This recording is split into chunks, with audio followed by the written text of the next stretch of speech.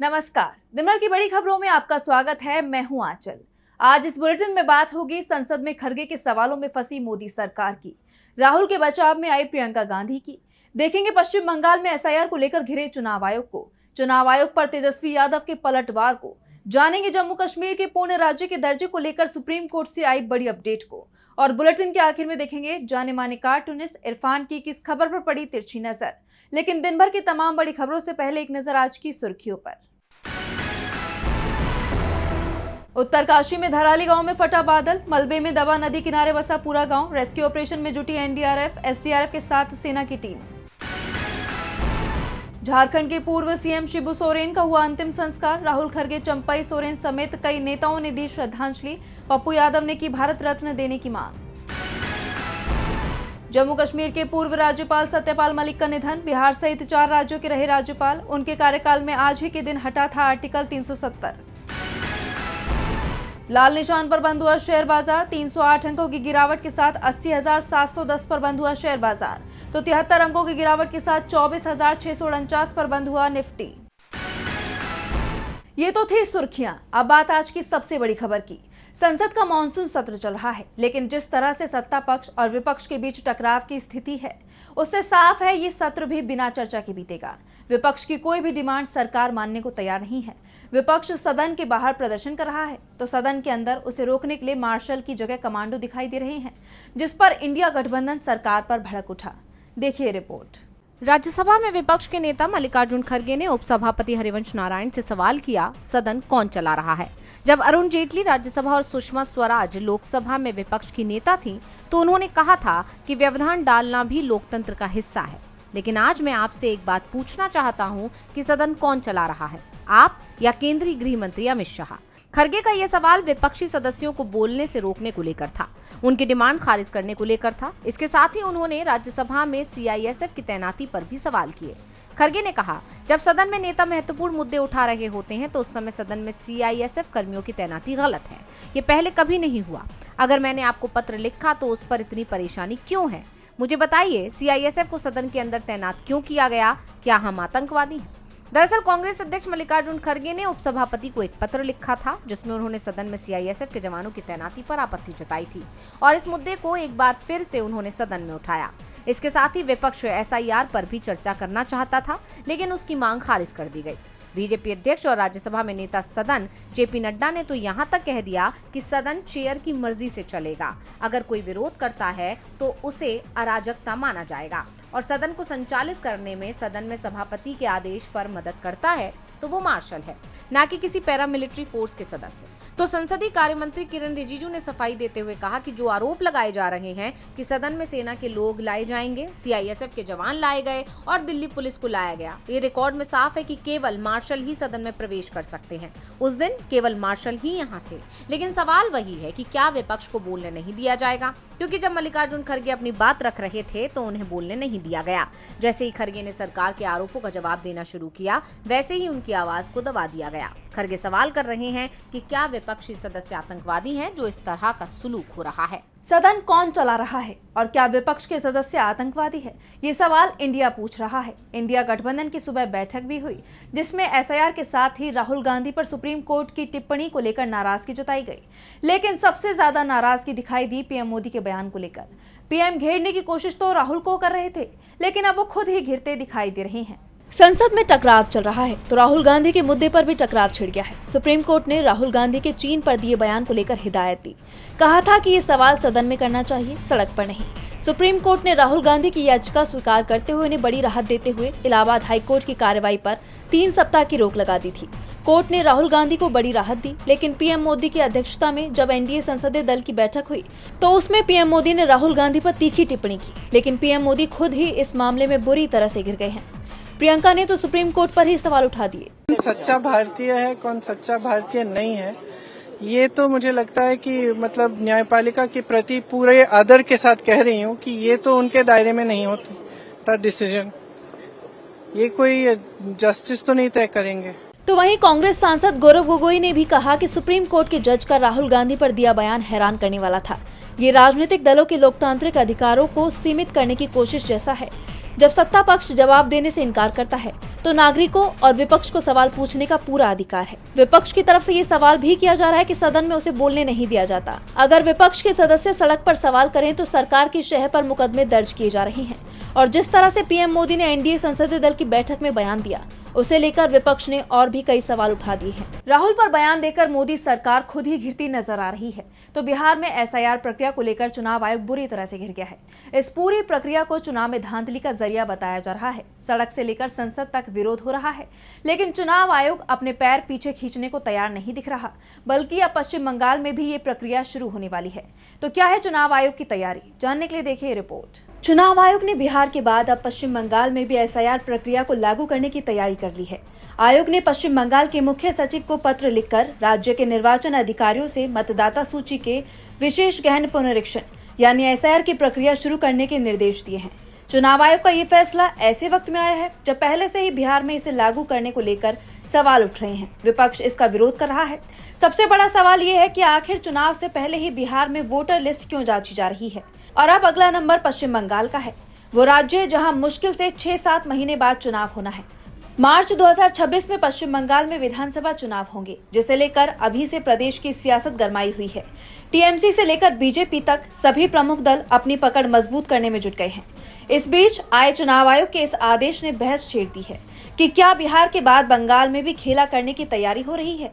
जिस तरह बिहार में पहली ड्राफ्ट वोटर लिस्ट में 66 लाख लोगों के नाम कटने की संभावना नजर आ रही है, क्या वैसे ही पश्चिम बंगाल के वोटरों के भी नाम काटने की फिराक में है चुनाव आयोग। और सबसे बड़ा सवाल तो यही उठ रहा है कि आखिर इसकी जरूरत ही क्या है, इससे फायदा किसे होगा। इस बीच पश्चिम बंगाल में वोटर लिस्ट में गड़बड़ी का बड़ा मामला सामने आया है। दक्षिण 24 परगना क्षेत्र के 2 इलाकों में मतदाता सूची से छेड़छाड़ का मामला सामने आया है, जिसे लेकर चुनाव आयोग ने कई अधिकारियों को निलंबित कर दिया है। साथ ही मुकदमा दर्ज करने के आदेश दिए गए हैं, जिसके बाद ये साफ हो गया है कि चुनाव आयोग के अधिकारी ही धांधली कर रहे हैं, जिसके बाद विपक्ष के आरोप पुख्ता होते जा रहे हैं। इन सभी आरोपों के बीच चुनाव आयोग फिलहाल इस प्रक्रिया को आगे बढ़ाने की कवायद में जुट गया है, लेकिन क्या विपक्ष के विरोध के आगे वो ऐसा करने में कामयाब हो पाएगा, ये देखने वाली बात होगी। एसआईआर प्रक्रिया को लेकर चुनाव आयोग बुरी तरह से घिर गया है। बिहार में नेता प्रतिपक्ष तेजस्वी यादव लगातार चुनाव आयोग और एनडीए सरकार पर हमलावर हैं और जैसे जैसे राज्य में चुनाव का समय नजदीक आता जा रहा है, ये हमले और ज्यादा बढ़ते जा रहे हैं।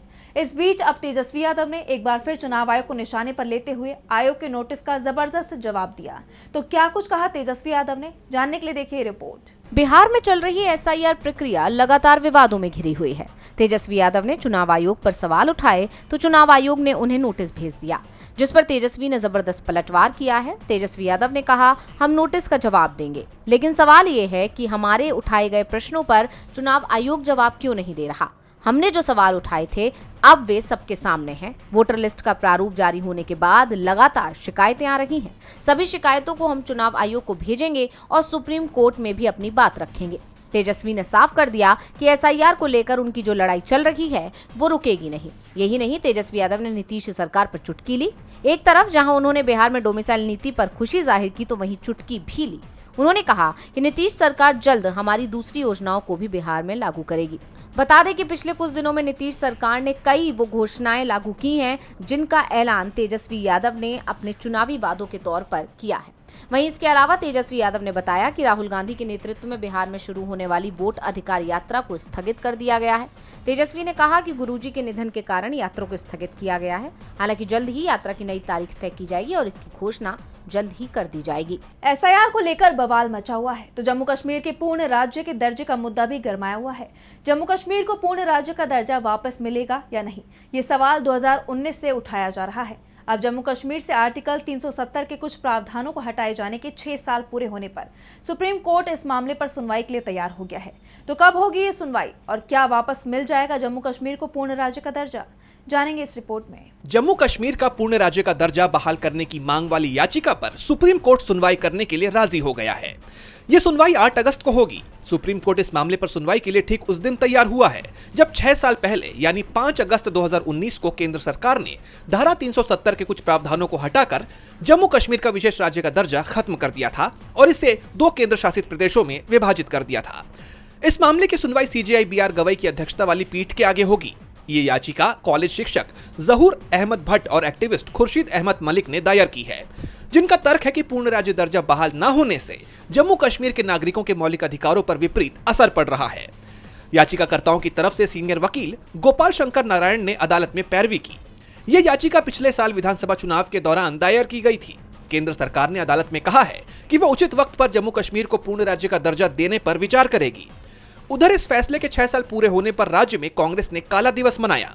इससे एक दिन पहले राज्य के 2 पूर्व सीएम फारूक अब्दुल्ला और महबूबा मुफ्ती ने भी मांग की थी कि जम्मू कश्मीर का राज्य का दर्जा बहाल किया जाए।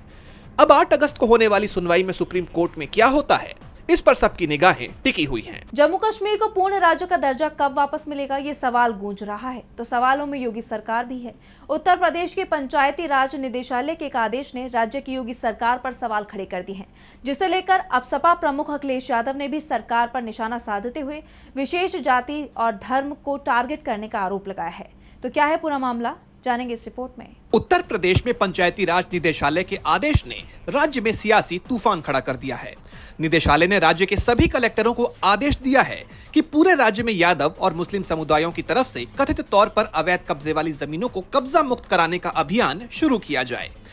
इस आदेश को लेकर राज्य की सियासत में विवाद खड़ा हो गया है। सपा प्रमुख और राज्य के पूर्व सीएम अखिलेश यादव ने इस आदेश को संविधान विरोधी करार देते हुए बीजेपी सरकार पर निशाना साधा। उन्होंने एक्स पर लिखा, अवैध कब्जे के खिलाफ कार्रवाई हो, लेकिन किसी जाति या धर्म को क्यों टारगेट किया जा रहा है?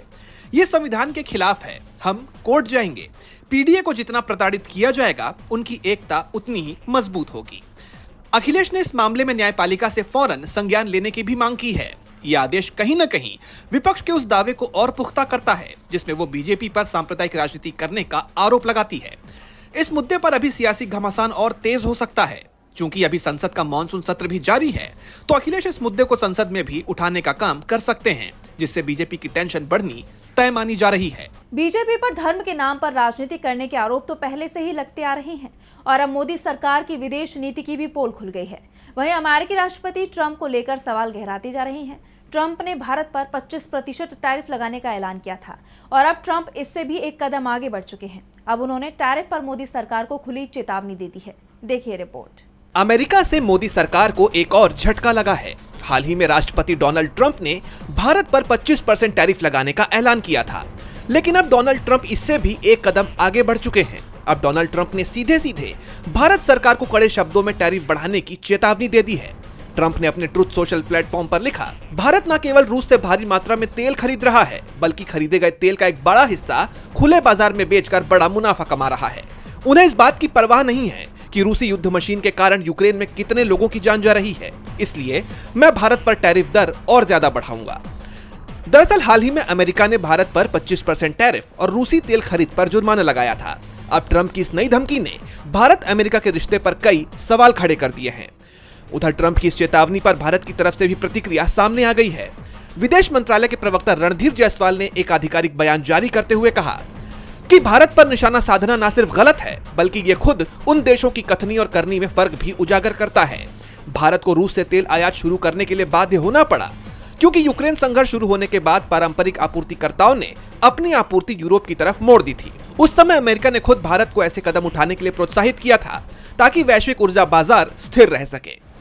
उन्होंने कहा कि भारत के ये आयात भारतीय उपभोक्ताओं को सस्ती और स्थिर ऊर्जा सुनिश्चित करने के लिए जरूरी है। ये कोई विकल्प नहीं, बल्कि वैश्विक बाजार की मजबूरी है।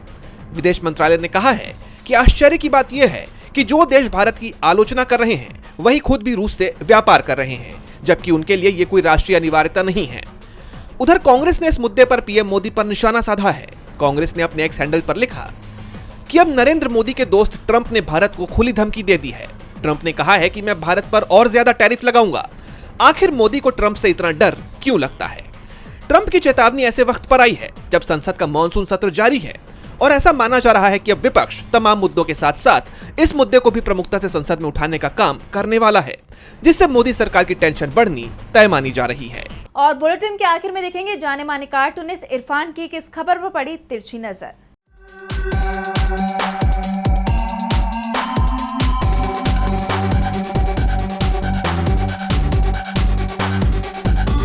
जनहित की आवाज़ों के लिए समय ठीक नहीं चल रहा है।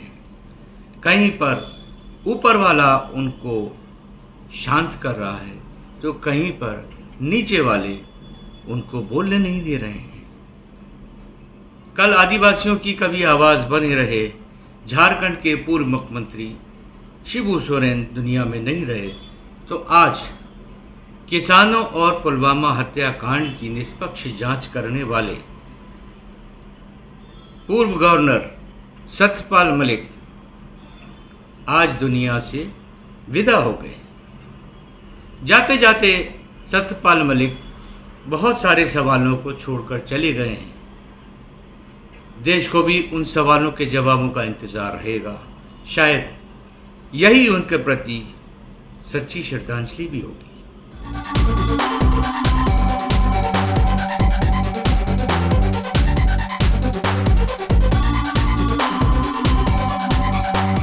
बहुत बहुत शुक्रिया इरफान जी। तो आज इस बुलेटिन में इतना ही। आप देखते रहिए DV लाइव। नमस्कार।